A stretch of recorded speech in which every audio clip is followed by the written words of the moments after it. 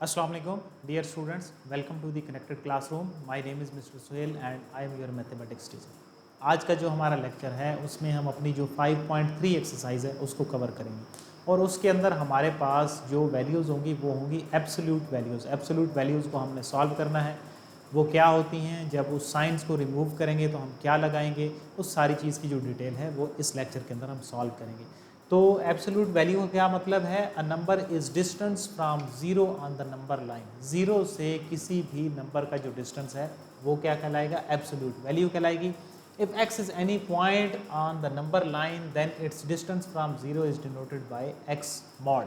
ठीक है, तो इसको हम इन दो जो लाइंस हैं उसके अंदर रिप्रेजेंट करते हैं।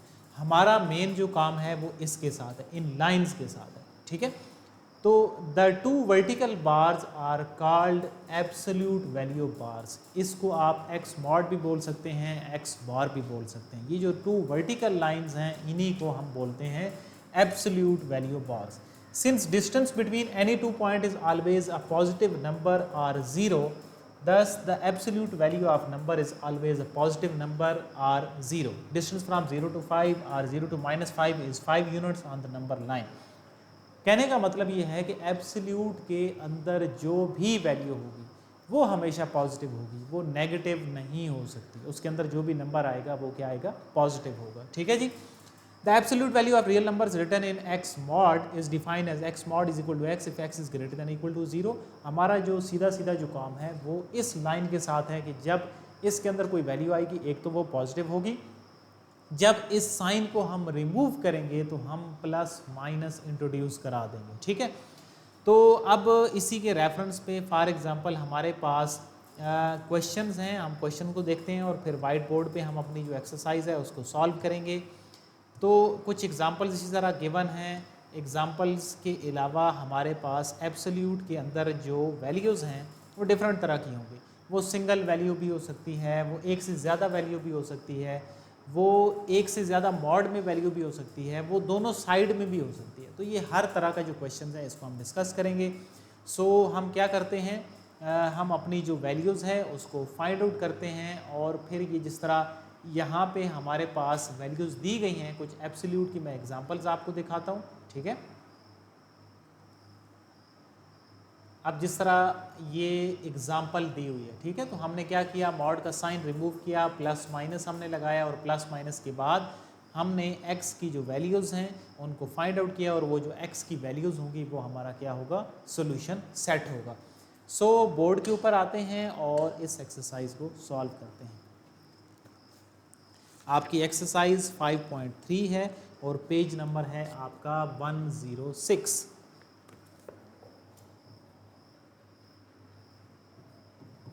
एक्सरसाइज 5.3, ठीक है, पेज है हमारा 106। फर्स्ट क्वेश्चन है x mod is equal to 5/3। तो मॉड लगा हुआ है, हमारा इसी से काम है। जब हम मॉड को रिमूव करेंगे तो दूसरी साइड पे हम ये लिख देंगे प्लस माइनस 5/3। एक दफ़ा पॉजिटिव के साथ वैल्यू को लिखेंगे, एक दफ़ा नेगेटिव के साथ हम लिखेंगे। So means x is equal to एक वैल्यू हमारे पास 5/3 होगी और एक वैल्यू -5/3 होगी।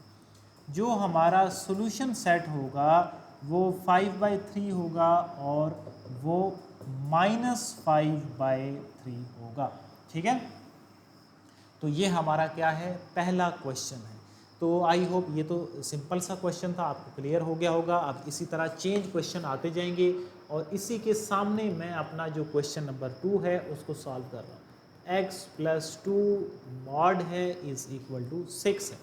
जब हम मॉड को रिमूव करेंगे तो दूसरी साइड पे प्लस माइनस 6 लगाएंगे। इसका मतलब ये है कि x + 2 इज इक्वल टू 6 और x + 2 इज इक्वल टू -6 हो जाएगा। Means x is equal to 6 - 2 होगा या x इज इक्वल टू 4 हो जाएगा और x इज इक्वल टू होगा -6 - 2, x इज इक्वल टू -8 हो जाएगा। इसका मतलब है हमारा जो सॉल्यूशन सेट होगा वो होगा 4 और -8 हो जाएगा। ठीक है, तो अब इसमें दो वैल्यूज़ थी, ज़रूरी नहीं है कि वो वैल्यू प्लस माइनस के साथ एक जैसी आएंगी। जैसे जैसे इक्वेशन जो है वो चेंज होती जाएंगी, उसी हिसाब से जो वैल्यूज़ हैं वो भी हमारे पास चेंज होती जाएंगी। सो ये थे हमारे पहले दो क्वेश्चन। अब ये जो दूसरा क्वेश्चन है, थर्ड क्वेश्चन बिल्कुल सिमिलर है, सिर्फ वेरिएबल के साथ एक कांस्टेंट दिया हुआ है, 4 भी सेम है, इसी तरह 5, 6 थोड़ा सा डिफरेंट है। तो मैं 3 जो है उसको भी सॉल्व कर रहा हूँ। 5y-1 is equal to 9। Mod को जब हम रिमूव करेंगे तो प्लस माइनस लगाएंगे। 5y-1 इज़ इक्वल टू 9 और 5y-1 is equal to -9। 5y is equal to 9 plus 1, 5y is equal to 10, y is equal to 10/5 या y की वैल्यू 2 की इक्वल आ जाएगी। दूसरी साइड पे 5y-9 plus 1, 5y is equal to -8 और y की value -8/5 हो जाएगी। तो क्या करेंगे, हमारे पास जो सॉल्यूशन सेट हैं वो एक तो 2 है और एक -8/5 हो जाएगा। सो ये था हमारा इसका थर्ड क्वेश्चन। अगर आप इसके 4 क्वेश्चन को देखें तो 4 क्वेश्चन भी बिल्कुल इसी तरह का है। अगर हम अपने जो 5 क्वेश्चन को देखें तो 5 के अंदर भी कोई फ़र्क नहीं है, सेम का सेम क्वेश्चन है, सिर्फ दूसरी साइड पे 0 है। तो आप जानते हैं कि 0 ना पॉजिटिव होता है ना नेगेटिव होता है, तो इसमें x की जो वैल्यू होगी वो 1 ही निकलेगी। यानी कि अगर हम 5 की बात करें तो 6 माइनस 3y का मॉड इज इक्वल टू 0 है। 6 minus 3y simply plus minus 0 तो नहीं होता, तो एक वैल्यू हम निकाल लेंगे। 3y इज इक्वल टू -6, -6/-3 या जो y की वैल्यू है वो 2 होगी और 2 ही हमारा क्या होगा, सोल्यूशन होगा। 6 जो है वो हमारा थोड़ा सा डिफरेंट है। पहले हमने सिंप्लीफाई करना है, मॉड को अलग करना है और फिर सॉल्व करना है। 3z - 2 - 4 इज इक्वल टू -2 है। डायरेक्ट हमने प्लस माइनस नहीं लगा देना। 3 into z -2 is equal to -2 and +4 हो जाएगा। सो ये बनेगा 3 into z -2 is equal to 2 बन जाएगा। इसका मतलब ये है कि z -2 का जो मॉड है वो 2/3 के इक्वल हो जाएगा। अब देखिए, पहले मैंने इसको सिंप्लीफाई किया है, अलग अलग किया है। अब यहाँ पे मॉड जो है वो अलग से रह गया है, तो अब आप लगा सकते हैं ±2/3। अब दो वैल्यूज़ आपने निकाल लेनी है, फ्रैक्शन की फॉर्म में है। z -2 is equal to 2/3। एक वैल्यू मैं फाइंड आउट करूँगा और एक जो नेगेटिव के साथ वैल्यू होगी वो आपने खुद से फाइंड आउट करनी है, ताकि आपको भी एलसीएम जो है वो सॉल्व करना आ जाए। सो 2/3 या -2 जब दूसरी साइड पे जाएगा तो पॉजिटिव का हो जाएगा और इसमें 3 एलसीएम है, 2 प्लस इसके नीचे 1 मौजूद है 6, यानी कि 8/3। अब एक जो z की वैल्यू है वो तो आ गई 8/3 और जो नेगेटिव के साथ वैल्यू है वो आपने खुद से सॉल्व करनी है प्रैक्टिस के तौर पे, ताकि आपको एलसीएम भी आपका क्लियर हो जाएगा और आपका क्वेश्चन भी क्लियर हो जाएगा। सो ये था हमारा 6 क्वेश्चन। 7 भी सेम है। इसी तरह 8 जो क्वेश्चन है उसमें भी कोई फ़र्क नहीं है, 3 + 2 मॉड इज इक्वल टू 7 है। 9 में किसी हद तक चेंजिंग है। क्या चेंजिंग है? 4x का mod dividing by 3 is equal to 12। 4x का mod is equal to 12 multiply 3।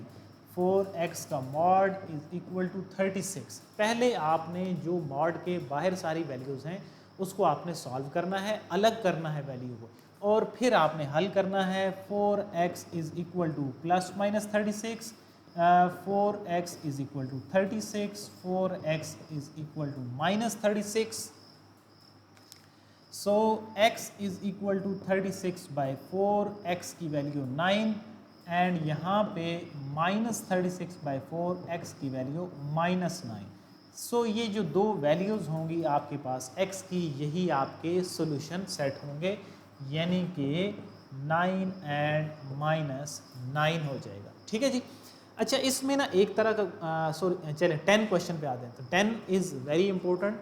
MCQs में भी इसके रेलिवेंट कोई क्वेश्चन आ सकता है। 10 5x का mod plus 10 is equal to 5। पहले क्या करना है, पहले सिंप्लीफाई करना है। 5x का mod is equal to 5 minus 10, 5x का mod is equal to minus का 5। ठीक है जी।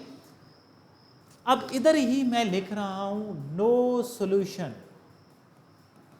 क्यों?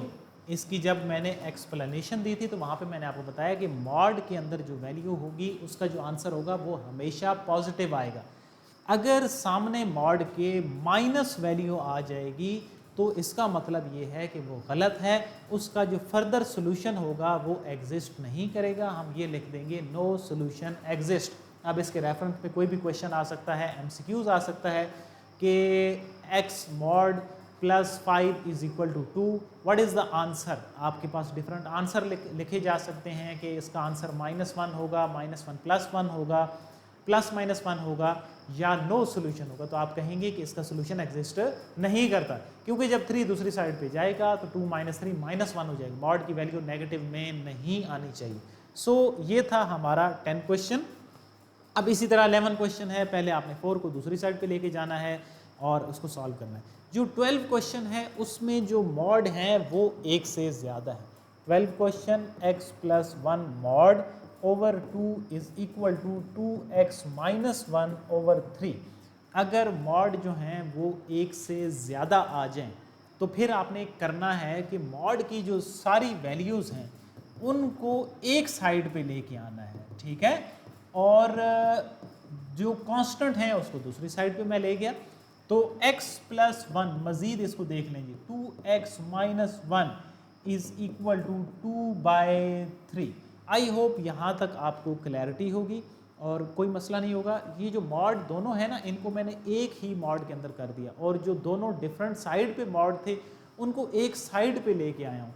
अब आप क्या करेंगे, x plus 1 over 2x minus 1 is equal to plus minus 2/3 हो जाएगा। ठीक है, तो ये डिफरेंट था, क्या था डिफरेंट, दोनों साइड पे मॉड हैं, उसको आपने कैसे सॉल्व करना है।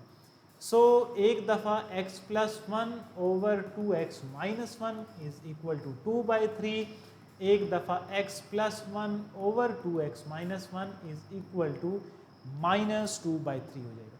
अब जिस तरह हमने 5.1 में सॉल्व किया है, x की वैल्यू को फाइंड आउट करना है, क्रॉस मल्टीप्लाई करेंगे। क्रॉस मल्टीप्लाई करेंगे तो 3 into x plus 1, 2 into 2x minus 1 हो जाएगा।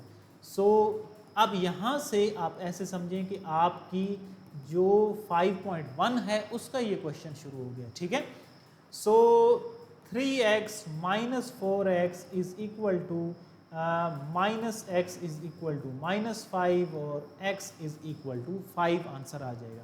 आई होप आपको ये क्वेश्चन क्लियर होगा।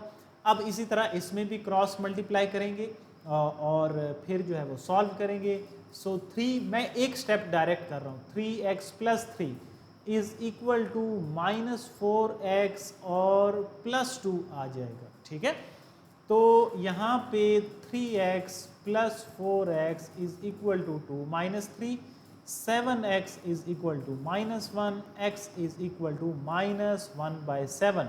दो हमारे पास सोल्यूशन है, एक हमारे पास 5 है और एक -1/7 है। ये हमारे पास कौन सा क्वेश्चन था, क्वेश्चन नंबर 12 जो है वो हमने सॉल्व किया है। अब हम आते हैं अपने 13 क्वेश्चन के ऊपर। अब जो 13 क्वेश्चन है इसमें भी मॉड है, इसमें भी मॉड है 13 में, लेकिन क्या है 5x minus 3 is equal to x plus 7। दो तरीके हैं, एक तरीका कौन सा है, आप मॉड रिमूव करके किसी एक साइड पे प्लस माइनस लगा दें। दूसरा जो आपको प्रीवियस क्वेश्चन के लिए बताया है कि 5x माइनस 3, और चलें इसको मैं आसान कर देता हूँ,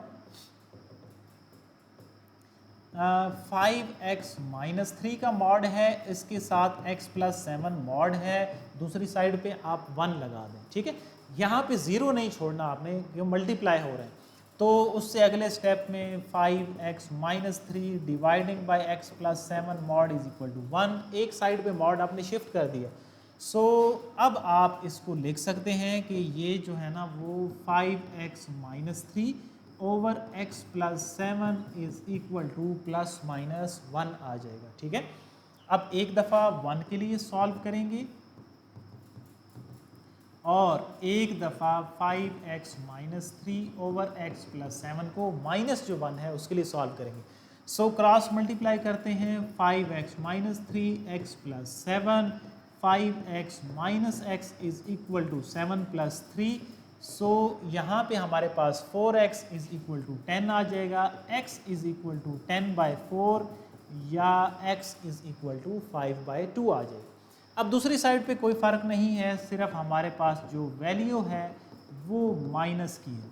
सो 5x plus x is equal to minus 7 plus 3, 6x is equal to minus 4 और x is equal to minus 2/3 आ जाएगी। ये दो हमारे पास सोल्यूशन सेट है, एक 5/2 कॉमा माइनस 2/3।